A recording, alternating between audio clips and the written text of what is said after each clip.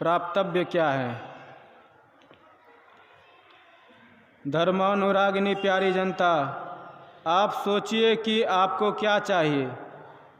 किसी का हृदय ऐसा नहीं है कि जिसका हृदय कह दे कि दुख चाहता हूँ। यदि किसी को आप देखते हैं कि दुख उठाने के लिए अमुक व्यक्ति तत्पर है, तो आप समझिए कि वह सुख पाने के लिए दुख उठाता है।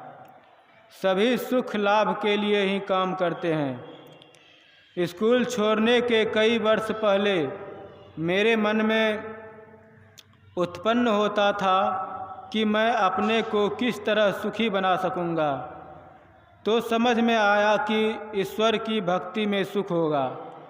रामायण का पाठ करने की अभिरुचि मेरे बचपन काल से थी।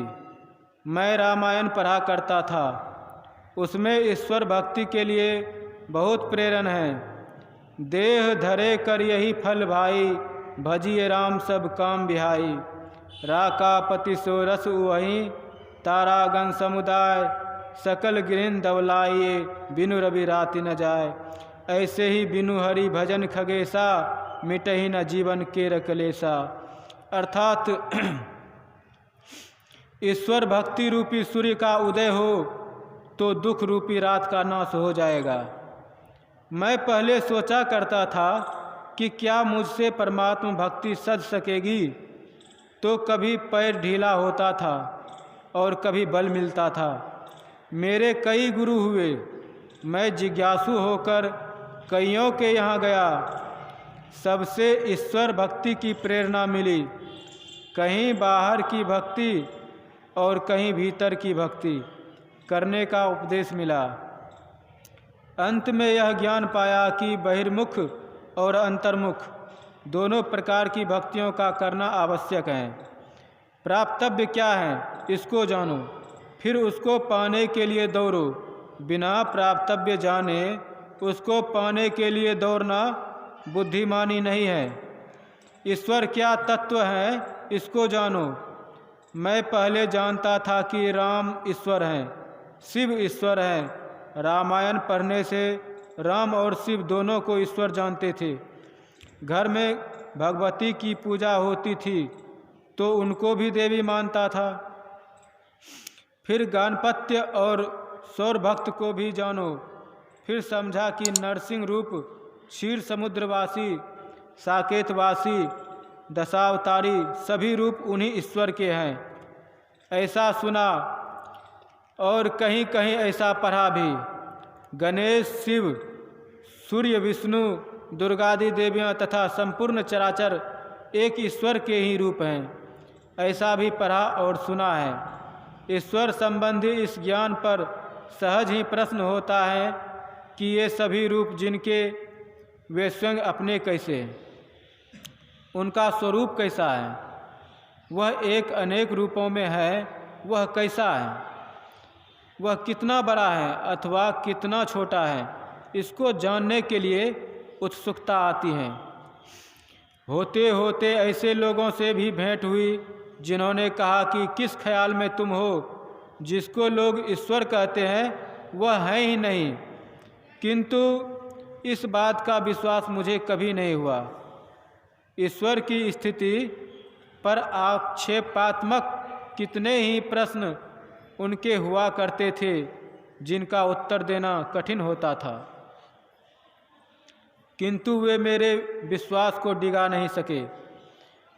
केवल्य शास्त्र नाम की एक पुस्तक मैंने पढ़ी जिसमें है कि एक आदि तत्व ऐसा है जो अनादि अनंत है। गोस्वामी तुलसीदास जी की रामायण की चौपाई याद आती है। व्यापक व्याप अखंड अनंता, अखिल अमोघ शक्ति भगवंता। एक अनादि अनंत तत्व अवश्य है। यदि इसमें कोई शक संदेह करे तो इसका जवाब है कि यदि सभी शांत ही शांत हैं और एक अनादि अनंत तत्व नहीं है तो सभी शांतों को मिलाने से अनंत नहीं हो सकता, क्योंकि शांत शांत का जोड़ शांत ही होगा, वह अनंत नहीं होगा।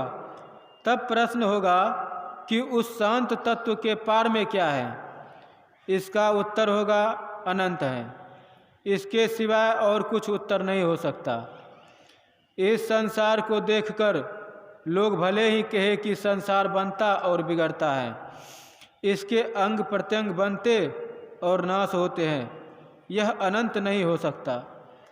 परंतु यदि कोई उस अनादि अनंत तत्व को प्रत्यक्ष नहीं देख सकता है, इसलिए उसकी स्थिति को स्वीकार नहीं करे, यह ठीक नहीं है।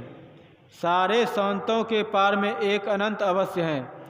राम स्वरूप तुम्हार वचन अगोचर बुद्धि पर, अविगत अकथ अपार, नेति नेति नित निगम कह।